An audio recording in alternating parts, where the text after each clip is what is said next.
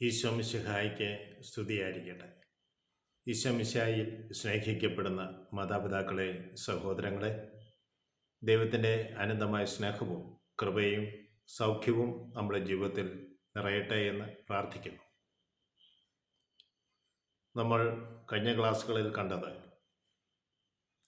ജസബൽ രാജ്യനെയും ആഹാബ് രാജാവിനെയും മുന്തിരിത്തോട്ടത്തിൻ്റെ ഉടമയായ ജസ്രയേൽക്കാരനായ നാബോത്തിനെയുമാണ്.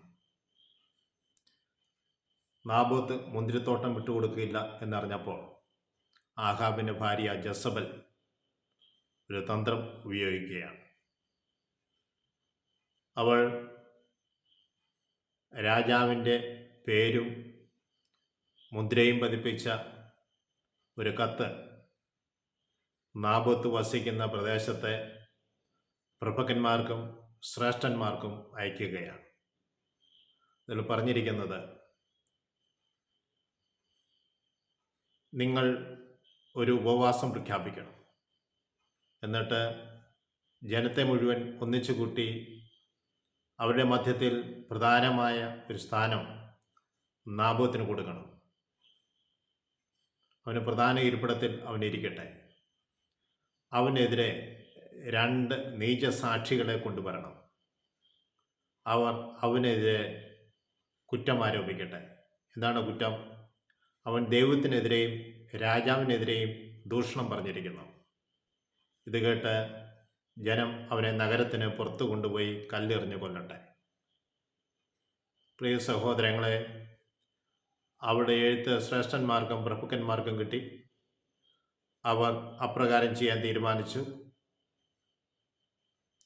ജസ്രയേൽക്കാരനായ നാബോത്തിനെ പ്രധാന ഇരിപ്പിടത്തിലിരുത്തി അവനെതിരെ 2 നീചസാക്ഷികളെ ഇരുത്തി അവർ പറഞ്ഞു, നാബോത്തിനെതിരെ അവൻ കുറ്റങ്ങൾ ആരോപിച്ചു. ഒന്ന്, ദൈവത്തിനെതിരെ ദൂഷണം പറഞ്ഞിരിക്കുന്നു. 2ാമത് രാജാവിനെതിരെ ദൂഷണം പറഞ്ഞിരിക്കുന്നു. ഇത് കേട്ട ശ്രേഷ്ഠന്മാരും പ്രഭുക്കന്മാരും ജനവും അവനെ നഗരത്തിന് വെളിയിൽ കൊണ്ടുപോയി കല്ലെറിഞ്ഞു കൊന്നു. ഇത് രാജ്ഞിയെ അറിയിച്ചു.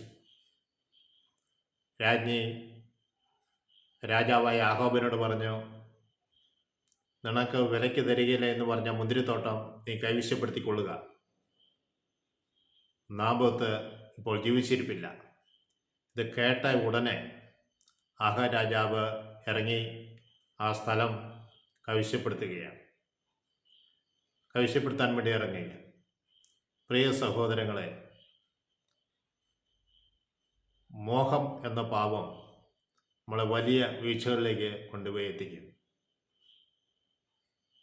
പ്രമാണത്തിൽ പറയുന്നുണ്ടല്ലോ, അന്യൻ്റെ വസ്തുക്കളെയോ അന്യൻ്റെ ഭാര്യയോ നീ മോഹിക്കരുത്.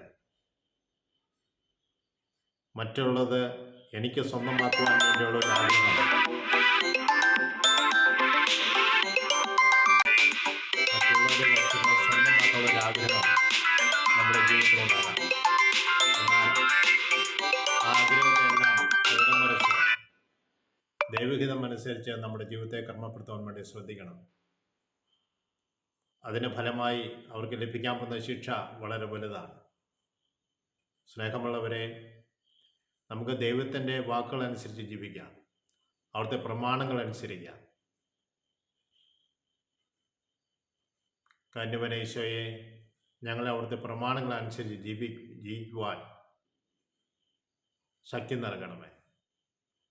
മോഹപാപങ്ങളിൽ വീണു പോകാതെ കർത്താവെ, അങ്ങനെയുള്ള സ്നേഹത്തെ പ്രതി സകലതും ത്യജിക്കുവാനും അങ്ങയുടെ ഇഷ്ടപ്രകാരം ജീവിക്കുവാനും ഞങ്ങളെ നേടുവരുത്തണമെന്ന് പ്രാർത്ഥിക്കുന്നു.